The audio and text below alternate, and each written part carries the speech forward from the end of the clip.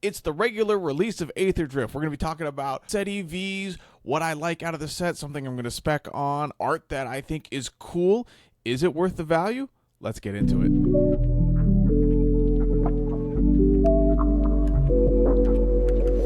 All right, we are going to be doing a breakdown of just everything I think is relevant when it comes to Aetherdrift numbers. We're going to start off with the set EVs, and then we're going to jump into how it's doing, some thoughts I have, and then we're going to finish it up with some art and a card that I'm going to spec on. So yeah, if you're interested in that, stick around. Let's kick things right off with the Play Booster box. The numbers we're looking at. Currently, a Play Booster box is going for about $115, and the EV for the full box is $193.56.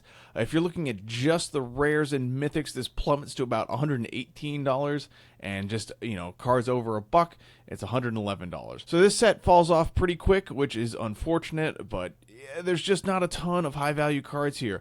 There are only 4 cards over $10 in this set currently, if you're just looking at the base variants, and they're all 4 of them are mythics. Yeah, it's pretty brutal. So you don't have a lot of opportunities to pull some hotness here, and if you do, you better be pulling it in foil or in one of the special treatments.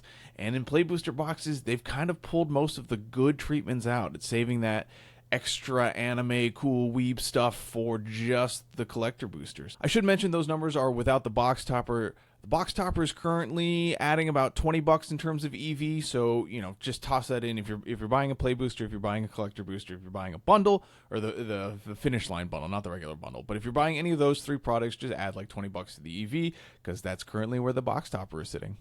So yeah, when it comes to Play Booster box, this is a big skip for me. I mean, we're looking at just a 3% over the EV for just rares and mythics, and we're in pre-release sales still, even with all the hype that we're seeing for a certain few cards. Yeah, it's just not cutting it to open this box. Pack EV is about $6.40, but they pulled out $20 worth of packs. I think the old $36 standard sets, you're looking at Foundations, you're looking at Dustborn, those are all going for $140. This is going for about $20 cheaper. So they pulled out 6 packs. So while the value didn't change in terms of like bang for your bucks, you were still paying about $4 a pack. You're losing pack EV there. Hey fish. So you're losing about $6 worth of EV when it comes to pack value. It sucks. Marrow said that people were just a little too upset and just weren't willing to pay $140 for a play booster. That price was just a little too steep for most people. So what do? Do we have more value? No, we just kind of shrunk it up. We just giving you less stuff and charging you less for it. And it worked. It totally worked. If we're looking at the amount of play boosters sold, OTJ, BLB was kind of an outlier. We had 2,700 OTJ play boosters sold. Dustborn saw 3,300.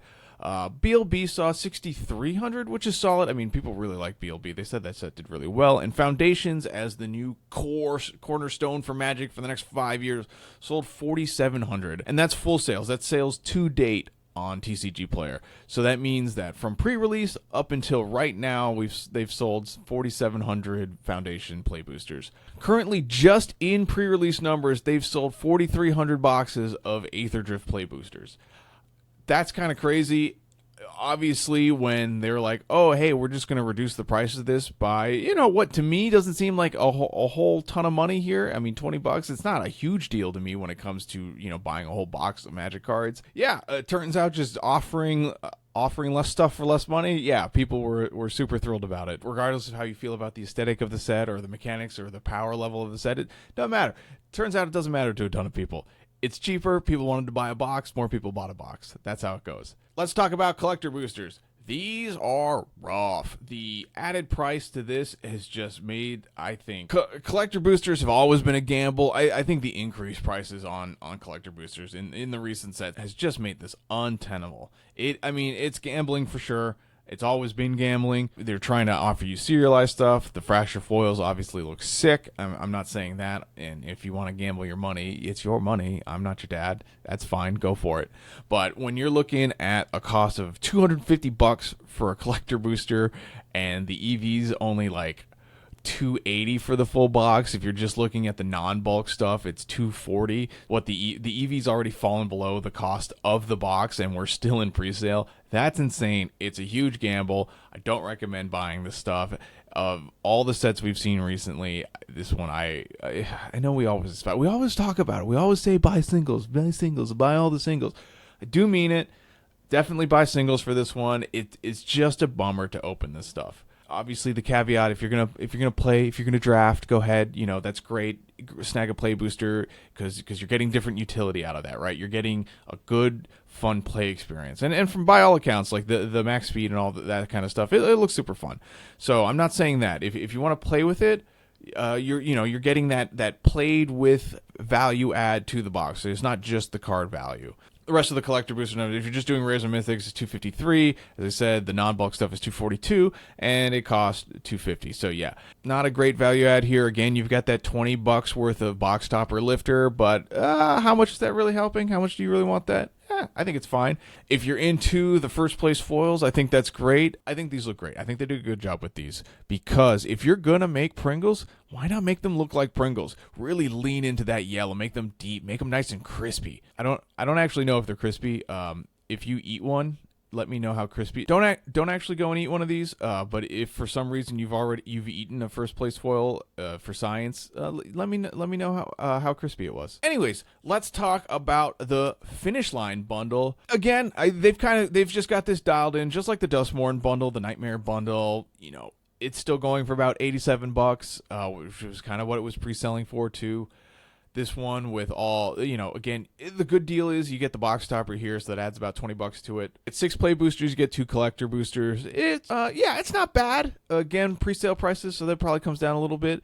I heard and have seen that the spin down dice, if you're into the little extra accoutrement that the bundle provides, whether it's the lands or the spin down dice, I've seen the spin down dice quality can be kind of sus, which is unfortunate. I know they say they include a dex box. It's barely meets the level of what I would consider a dex box, but hey, it's in there if you like it. If you like the lands, if you like how that stuff looks, and you need some lands, not that anyone really needs basic lands, but maybe you do. So value wise, you're not like getting any cool extra deals for just like buying a play boosters, buying collector boosters. Like, it's a cool little mix of both. I do like having both of those things in there, but you really got to like the other extra stuff that's coming in the bundle for this to be worth it for you. We talked a little bit about how the play booster numbers are going.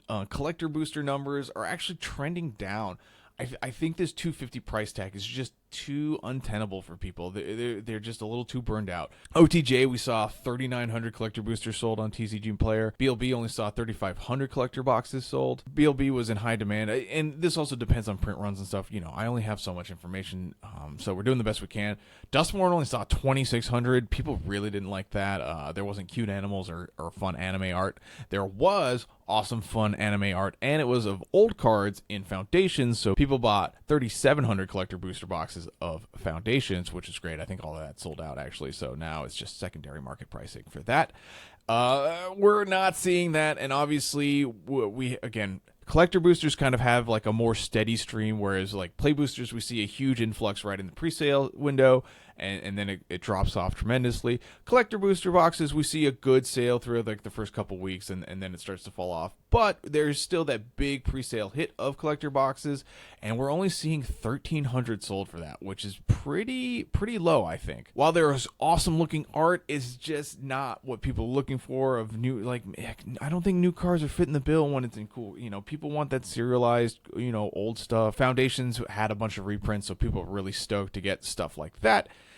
And yeah, I just don't think new cards are like, people don't care about a serialized random card out of the new set.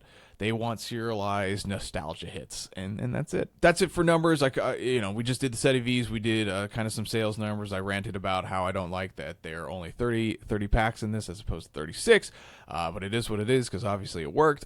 2 more things to cover. First, I'm going to cover my favorite art out of the set. Valor and Voyager Glidecar get runner-ups for me. I think I'm a huge mecha anime nerd, so these cards look sick to me. I really like the look of them, but Loot takes the cake for this one. Anime Loot, he's the winner. This art looks so dumb. I love him. His smarmy little face, his dumb little butt. Look at this guy. Look how dumb and awesome he is. And giving me huge Shin-Chan energy.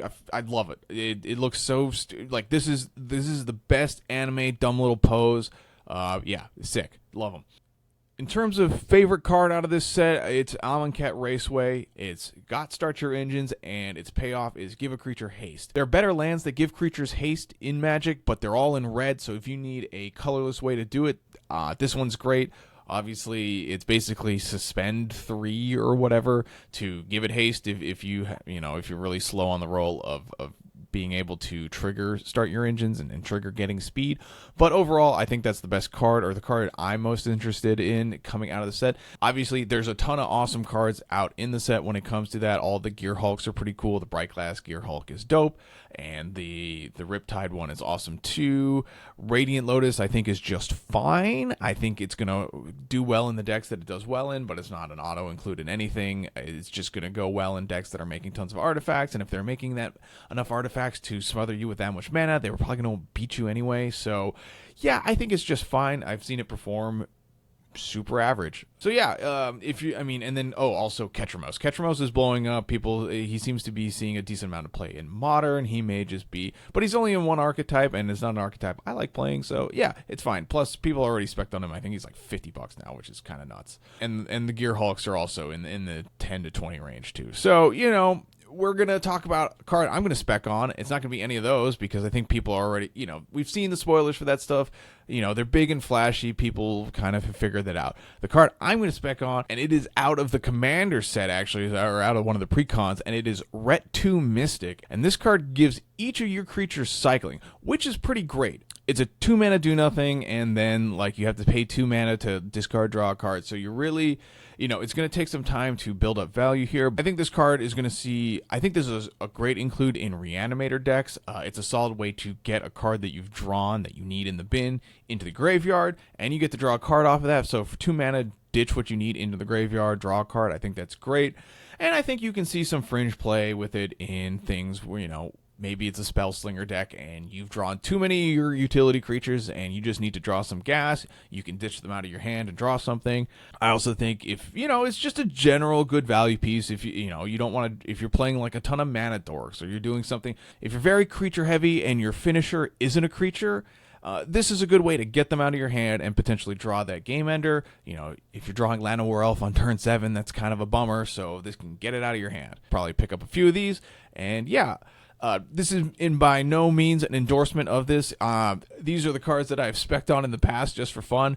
And spoiler alert, I'm terrible at picking cards, but I'm just putting this out there because I think it could be fun, and we can talk about it, and we can see how hosed I get when the next set comes out. We'll talk about this card and see if it actually went up, and if I did good, or if I'm just an idiot who continues to be bad at evaluating cards. Anyways, that's all I got for you guys today. That was my Aetherdrift set review. Hopefully you found the numbers helpful. Hopefully you found this little extra content fun and enjoyable and fun to watch. Let me know what you think about Aetherdrift down in the comments, and I'll see you guys in the next one. Bye.